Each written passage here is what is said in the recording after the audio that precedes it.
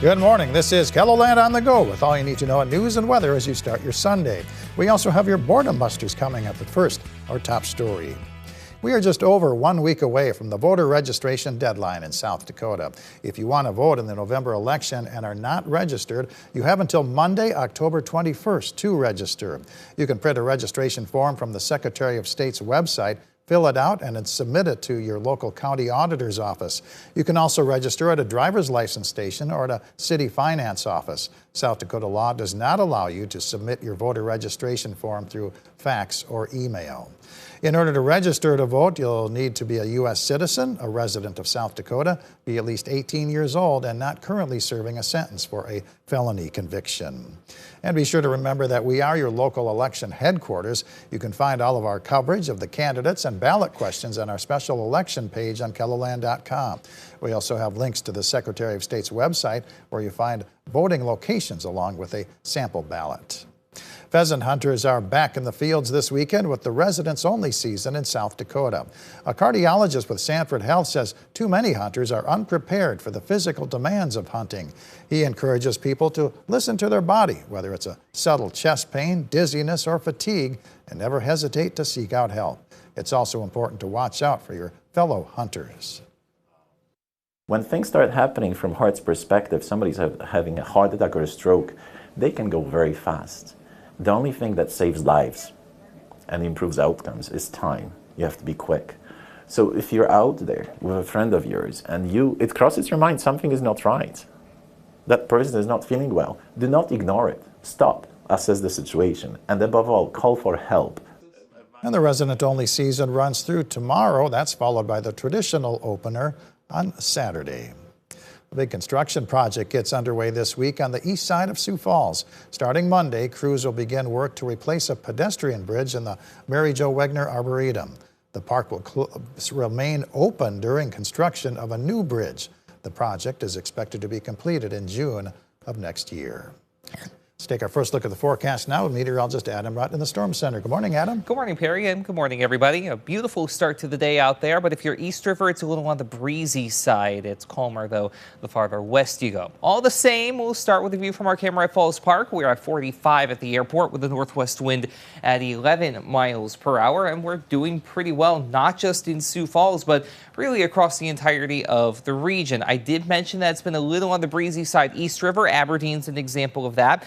With a 41-degree air temperature, but the northwest wind at 16 miles per hour. Meanwhile, in Pierre, 40, northwest wind at 11 miles per hour with a nice start along the capital, and 36 in Rapid City, north wind at 13 miles per hour. We're at 28 this morning in Pine Ridge, 30 Spearfish, 44 in Chamberlain, 41 here on Watertown at 42, 46 in Spencer over in Iowa, Worthington and Marshall at 47 and 43 respectively. It's breezy East River, not so much to the west, but everybody gets in on a calm, chilly, and for several of you out there, a frosty night ahead. We'll talk about those frost headlines and go through the rest of your 7-day forecast coming up. All right, thank you very much, Adam. 50 children in kindergarten through 5th grade put their skills on display Saturday in a Lego building competition in Sioux Falls.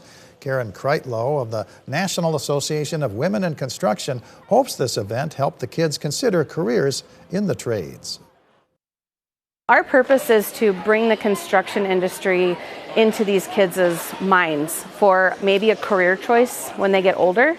We want to expose them to the construction industry at younger ages because we need to do that younger because they start making their career plans in middle school now. Judges in the construction industry picked out one winner from each grade as well as one overall winner. It is Kids Day at the Jaycees Fairgrounds in Sioux Falls. The haunted house, located at the W.H. Line Fairgrounds, will leave the lights on for a non-scary trick-or-treating event for children from 2 to 4 p.m. Tickets must be purchased at the gate for $10. One adult gets in for free. Tickets are discounted with a donation of a canned food item. Activities during the Black Hills Powwow at the Monument in Rapid City include an arts and info trade show from 11 a.m. to 6 p.m. in the Barnett Fieldhouse. A Veterans Grand Entry takes place at 12:45 p.m. in the Summit Arena, followed by a Dancer Grand Entry at 1:30. The Rand Jam Battle of the Bands is a fundraiser for the American Cancer Society. The event, named in memory of Dr. Eldon Rand, is taking place at the Prairie View Event Hall in T from 1 to 5 p.m. And enjoy pro football action here on KELOLAND TV. CBS Sports coverage begins at 11 a.m. with the NFL Today. That's followed by the Washington Commanders at the Baltimore Ravens at noon. Adam?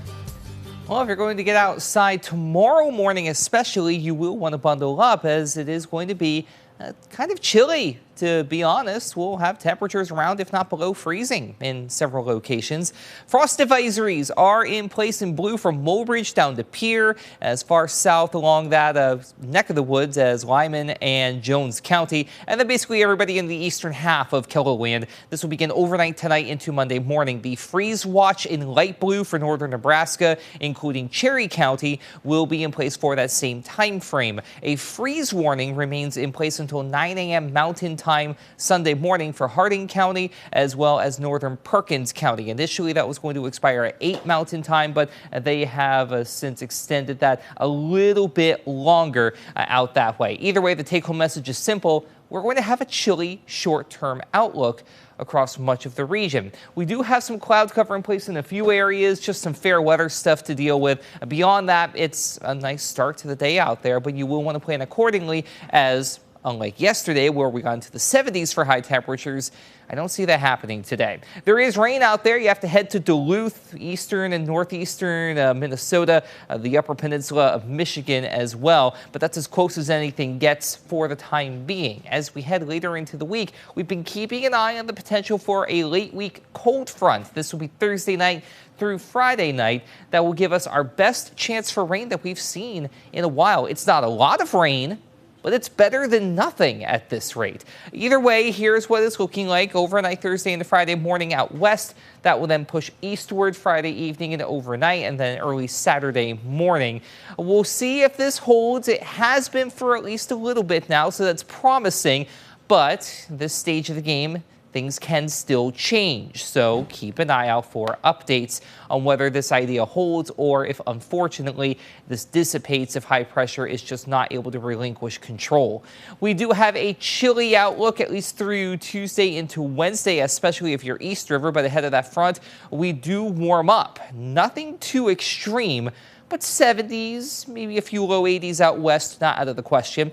Odds for above average temperatures remain favored as we head deeper into the month of October, though not to the same extent as what we had seen earlier in the month. Today is going to be an example of one of those rare below average days. 50s to around 60 for highs today. Overnight low temperatures tonight with a calmer breeze in place. Drop down into the 30s with a couple of 20s not out of the question over in the East River portion of the viewing area. Monday will feature a split along the river. East River, especially east of the James River Valley, we stay in the 50s, but we're in the 60s to near 70 out to the west. The rest of your 7-day forecast overall, not bad. Progressively milder. Rain possible late Friday into early Saturday for Sioux Falls. But overall, not a bad run of weather all the same. In Aberdeen, 57 today, staying in the 50s through Tuesday. We peak on Thursday at 74, then that chance for some late rain Friday with a high of 66. In Pierre, around 60 Sunday and Tuesday, in between briefly in the mid-60s. We do have that chance for rain on Friday as that cold front marches on through. And last but not least, Rapid City, we're dry through Thursday by day, starting off around 60 today, getting up to 82 by Wednesday. Overnight Thursday into Friday is your chance for rain, so you will want to keep that in mind. Saturday, though, everybody is dry. Have a great day, everybody. For more on your local news, weather, and sports, you can always head on over to KELOLAND.com.